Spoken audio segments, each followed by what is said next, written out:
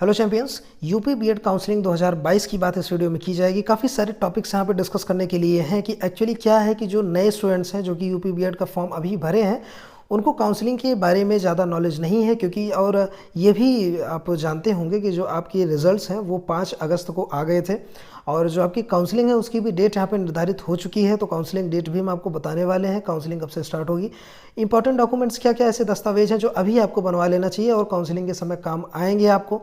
Counselling fees कितनी होती है, रजिस्ट्रेशन फ़ीस कितनी होती है, काउंसलिंग डेट क्या है ये भी हमने बताया, और पूल काउंसलिंग क्या होती है भाई, और डायरेक्ट एडमिशन कैसे होता है, कितने राउंड्स में काउंसलिंग होती है, किस किस रैंक पे गवर्नमेंट कॉलेज मिलने की पॉसिबिलिटी है, सारी डिटेल्स हम बात करेंगे हिंदी में।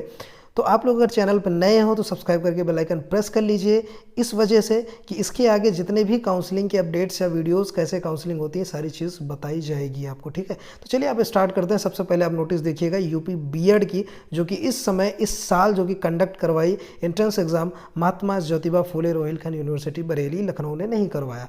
2 साल का ये यूपी बीएड जेई है 2022 से 24 सेशन का। एप्लीकेशन जो बिगिन था वो 18/4/22 को था। जो रिजल्ट आया आपको 5 अगस्त को आ गया। काउंसलिंग आपकी 10 अगस्त से स्टार्ट हो जाएगी, ठीक है। उसके आगे चलिए हम बात कर लेते हैं, मोटी मोटी पहले हम बात कर लें कि काउंसलिंग गाइडलाइंस में जनरल चीज़ें क्या है, कि क्या कितने राउंड्स में काउंसलिंग होती है, ये चीज़ आप जान लीजिए, ठीक है।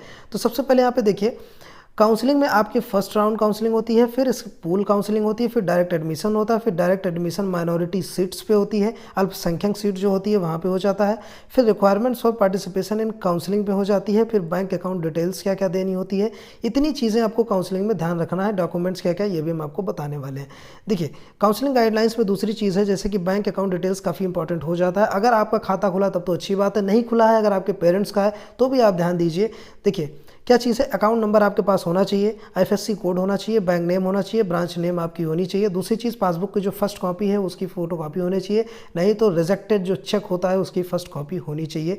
ये जनरल चीज़ें हैं जो आपको संभाल के रखनी है, ठीक है। कोई भी मार्कशीट अगर आप लगाएंगे तो ओरिजिनल मार्कशीट लगाएंगे, ये भी आपको ध्यान में रखना है, ठीक है। अब चलिए यहाँ पे आगे हम बात कर लेते हैं। देखिए सबसे पहले क्या है, थोड़ा सा फीस की बात कर लें, फिर स्टेप बाय स्टेज आपको फर्स्ट सेकंड राउंड की जो भी काउंसलिंग है हम सब बताएंगे आपको। तो यहाँ पे फीस की अगर हम बात करें तो फीस आप देखिएगा यहाँ पे, जैसे अगर हम बात कर लें प्रथम राउंड की काउंसलिंग में, तो काउंसलिंग फीस जो रजिस्ट्रेशन फीस होती है वो 750 रुपये रजिस्ट्रेशन फीस होती है। 5000 रुपये ये 750 नॉन रिफंडेबल होती है, वापस नहीं होती क्योंकि काउंसलिंग फीस होती है। 5000 रुपये आपकी ये जो है एडवांस कॉलेज फीस होती है, जो कि कॉलेज से माइनस होकर जो फीस बचती है आपको जमा करना होता है। तो ये भी ज़रूरी है, कब वापस होता है कब नहीं होता ये चीज़ हम आपको आगे चल के आपको बताने वाले हैं, ठीक है। तो ये चीज़ हो गया।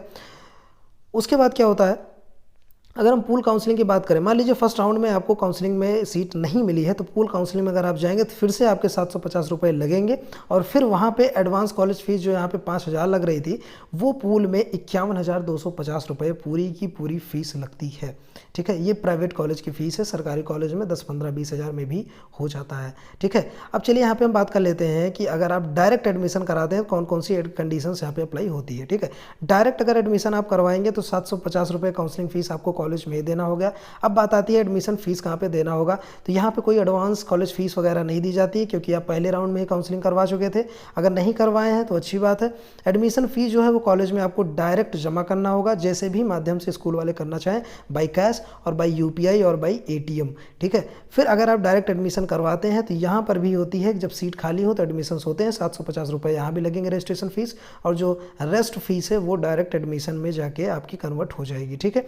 ये सारी मोटी मोटी बातें हो गई। अब आते हैं राउंड काउंसलिंग के ऊपर। सबसे पहले फर्स्ट राउंड काउंसलिंग होती है। फर्स्ट राउंड काउंसलिंग में आपको क्या करना होता है, रजिस्ट्रेशन करना होता है। तो स्टेट रैंक के आधार पर ये जो है आपको चरणों में विभाजित किया जाता है। तो किस रैंक पे फर्स्ट राउंड वाले काउंसलिंग करवा सकते हैं, किस रैंक पे पूल काउंसलिंग करवाना होगा आपका, इसकी सारी वीडियो आपको आगे मिल जाएगी, नहीं तो काफ़ी वीडियो लंबी हो जाएगी, ठीक है। 2-3 दिन में आपको वीडियो मिलने वाली है।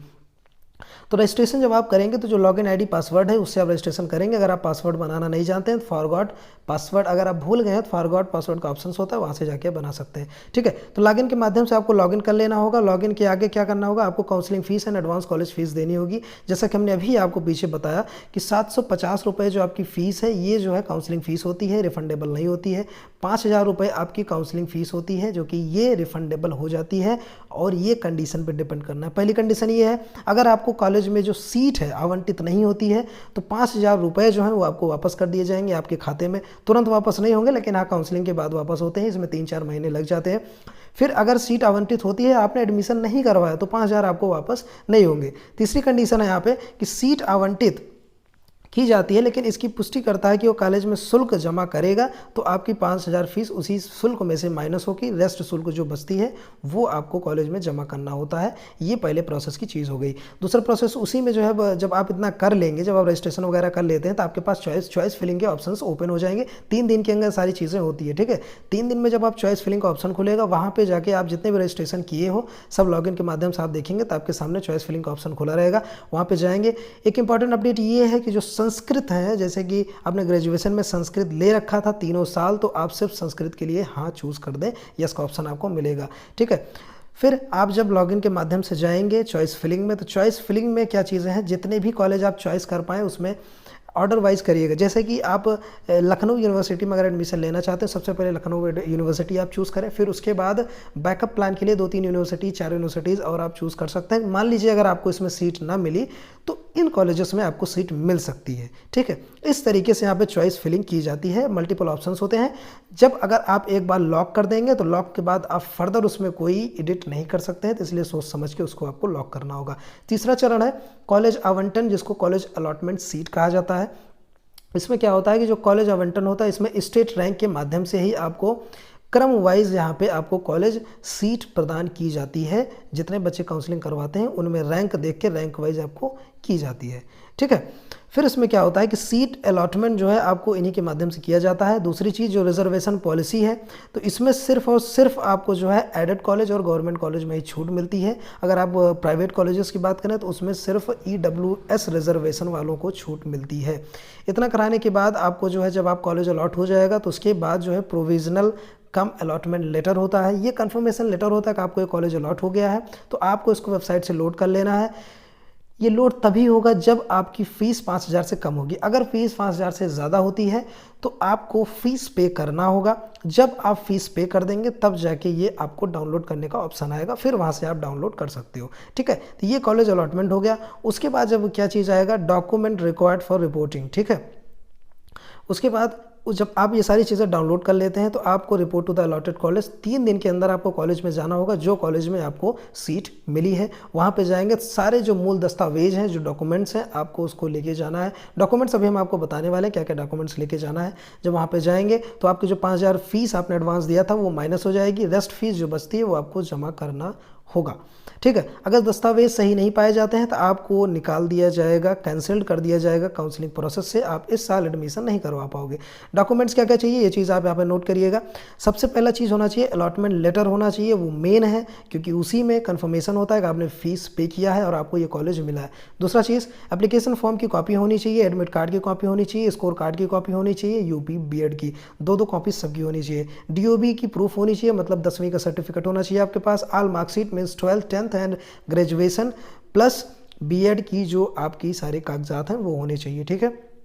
कैटेगरी सर्टिफिकेट, अगर आप किसी श्रेणी में आते हैं तो आप जैसे कि आपको OBC हो गया, SC/ST हो गया, तो जाति प्रमाण पत्र भी आपको लेके जाना है। ओरिजिनल ID कार्ड में आपको जो है लेके जाना होगा आधार कार्ड, 2 पासपोर्ट साइज फ़ोटोज़ होनी चाहिए और इन सबको एक फ़ाइल में पैचअप करके आप 2 फ़ोटो के साथ जाएं और 2-2 फ़ोटो कापी करवा लें। ये डॉक्यूमेंट्स हो गया।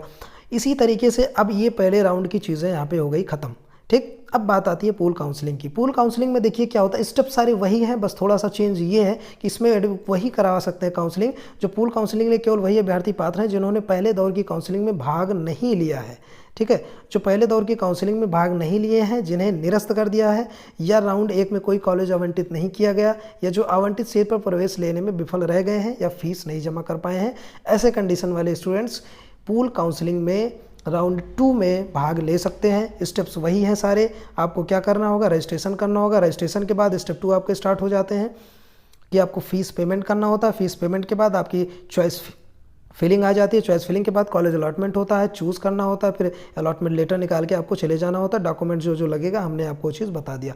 फिर आती है डायरेक्ट एडमिशन की बात, राउंड नंबर 3। डायरेक्ट एडमिशन कब होते हैं? केवल वही अभ्यर्थी काउंसलिंग के इस दौर में भाग ले सकते हैं जिनके पास वैध राज्य रैंक है, मतलब जिन्होंने पेपर दिया था और स्टेट रैंक है, चाहे जितनी हो लेकिन स्टेट रैंक होनी चाहिए।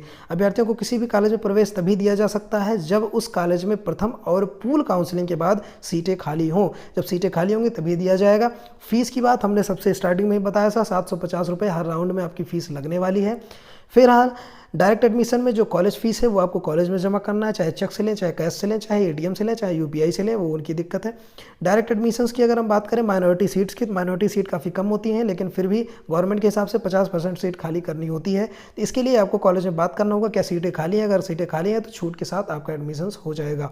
बीएड के लिए एक वीडियो और है चैनल पर, आप जाके देख सकते हैं कि कितने % मिनिमम चाहिए हैं, और अगर आपके नहीं है मिनिमम % तो आप कैसे एडमिशन करा सकते हैं, उसकी वीडियो भी आपको चैनल पे मिल जाएगी, डिस्क्रिप्शन में हम डलवा देंगे। तो ओवरऑल जो है यहाँ पे 10 मिनट की वीडियो हो चुकी है, तो काफ़ी लंबी हो रही है। बाकी जो स्टेट रैंक्स के हमने बताया किस रैंक से किस रैंक तक आपको काउंसलिंग, फर्स्ट राउंड में काउंसलिंग होगी या पूल राउंड में काउंसलिंग होगी, ये सारी चीज़ें नेक्स्ट वीडियो में बताई जाएगी आपको। इसके अलावा कोई क्वेरीज रह जाती है आपको काउंसलिंग से रिलेटेड तो आप कमेंट करके प्लीज़ हमसे पूछ सकते हैं, क्योंकि यहाँ पर जो आपकी काउंसलिंग है वो 10 अगस्त से आपकी स्टार्ट हो जाएगी। तो सारी चीज़ें जानना जरूरी हो जाती है, हमने सब कुछ बता दिया। और डॉक्यूमेंट्स भी आप सब फिक्स करवा लीजिएगा, जैसा कि वीडियो में सारी चीज़ें हमने बताने का प्रयास किया है। ठीक है, कोई कमेंट हो, कोई क्वेरी हो तो आप टेलीग्राम में डायरेक्ट हमको चैट कर सकते हैं, लिंक आपको डिस्क्रिप्शन में मिल जाएगी। कमेंट बॉक्स में कमेंट करके ज़रूर बताएं और ज़्यादा से ज़्यादा वीडियो को शेयर कर दीजिए, जिससे स्टूडेंट्स को पता लग पाए और आसानी से वो चीज़ों को कर पाएँ। मिलते हैं नेक्स्ट वीडियो में, तब तक के लिए जय हिंद।